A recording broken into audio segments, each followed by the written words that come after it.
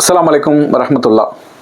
பீகார் மாநிலத்தில் ஒரு பணி நியமன ஆணையை வழங்கக்கூடிய ஒரு நிகழ்ச்சியில் அந்த மாநிலத்தினுடைய முதலமைச்சர் ஒரு இஸ்லாமிய பெண் பெறக்கூடிய நேரத்தில் அவருடைய முகம் மறைக்கப்பட்டிருந்த அந்த துணியை பிடித்து இழுத்திருக்கக்கூடிய காட்சியானது இன்றைக்கு பயங்கர வைரலாகவும் பயங்கர சர்ச்சையும் கடுமையான எதிர்ப்பையும் ஏற்படுத்தி இருக்கிறது. ஒரு மனிதனுடைய ஆடை சுதந்திரம் என்பது அது அவனுடைய உரிமை, அரசியல் சாசன சட்டம் வழங்கி இருக்கக்கூடிய ஒரு உரிமை.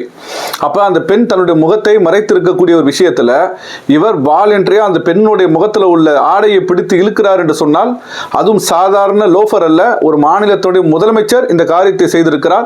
இது கடுமையான கண்டனத்திற்குரிய ஒரு செயல். தமிழகத்தில் சில மாதங்களுக்கு முன்பாக ஹிஜாப் சேலஞ்ச் அப்படின்னு சொல்லிட்டு அனஸ் என்ற ஒரு சகோதரர் ஒரு நிகழ்ச்சி நடத்தினார். அதுல முஸ்லிம் அல்லாத சகோதரிகளிடத்துல இந்த ஹிஜாப் குறித்த அவசியத்தை எடுத்து சொல்லி அவருடைய விருப்பத்தோடையே அந்த ஆடையை அவர்களுக்கு அணிய கொடுத்து அதை காட்சிப்படுத்தி அதை ஒளிபரப்பு செய்தார் யூடியூப் சேனல் அப்படிங்கிறதுக்காக வேண்டி இங்க உள்ள சங்கி படைகள்லாம் குதிச்சாங்க. காவல்துறையில் போய் புகார் செய்தார்கள். அவர்கள் கொடுத்த அழுத்தத்தின் காரணத்தினால் அந்த அனஸ் என்ற சகோதரர் கைது செய்யப்பட்டார். அவர் சில நாட்கள் சிறையிலேயே கழிக்க வேண்டிய அளவுக்கு அவருக்கு நெருக்கடி ஏற்பட்டது. அவர் மீண்டும் பிணையில வழக்கை சந்திக்கக்கூடிய அளவுக்கெல்லாம் நிலைமை மாறியது. அப்ப அவருடைய சம்மதத்தோடு இந்த ஆடை கொடுக்கப்பட்டதற்கெல்லாம் கத்திய இவர்கள் ஆளக்கூடிய பீகார் மாநிலத்தில் இவ்வளவு மோசமான ஒரு செயல் நடந்திருக்கிறது. நவதுவாரத்தையும் இவர்கள் அடைத்துக் கொண்டு இன்றைக்கு வாய்ப்பத்தி இருக்கிறார்கள். எல்லா ஊடகங்களும் இதிலே மௌனமாக இன்றைக்கு கடந்து செல்லக்கூடிய காட்சியை நாம் பார்த்து கொண்டிருக்கிறோம்.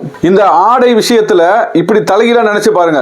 இன்றைக்கு ஆடை சுதந்திரம் என்ற பெயரில் பெண்ணுரிமை பேசக்கூடியவர்கள் எல்லாம் எவ்வளவோ ஆடை குறைப்பாக இன்றைக்கு நடந்து கொண்டிருக்கிறாங்க. குறைவான ஆடை அணிந்து கொண்டு இன்றைக்கு சமூகத்தில் நடக்கிறாங்க. அப்படியான பெண்ணிடத்தை யாராவது ஒருத்தர் கிட்ட போயிட்டு அதுக்கு மேல ஆடையை போத்தி விட்டா, ஒரு ஷால் கொண்டு போய் மேல போட்டு விட்டா, அதுவே இன்றைக்கு பெரிய பிரச்சனை. குறைவான ஆடை அணிந்திருக்கக்கூடிய பெண்களிடத்தில் வாலண்டரியா கொண்டு போய் நாம் ஒரு ஆடையை போத்தி விட்டால் எவ்வளவு பெரிய பிரச்சனையோ, ஆனால் முழுவதுமாக மறைத்திருக்கக்கூடிய ஒரு பெண்ணுடைய முகத்தினுடைய ஆடையை பிடித்து அவ்வளவு பப்ளிக்காக செய்கிறார் என்று சொன்னால் இதை எந்த மாதிரியான எடுத்துக்கொள்றது? இது போன்ற ஆட்சி இந்த தேசத்தில் நடந்து கொண்டிருக்கிறது.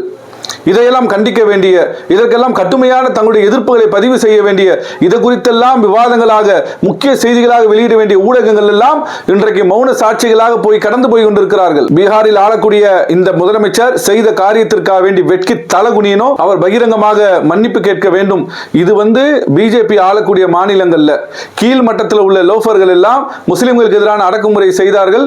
ஆனால் இன்றைக்கு ஒரு மாநிலத்துடைய முதலமைச்சரே இது போன்ற ஒரு காரியத்தை நிகழ்த்து காட்டி ஒரு கெட்ட முன்மாதிரியை ஒரு சமூகத்திற்கு எதிராக இன்றைக்கு செய்திருக்கிறார்கள்.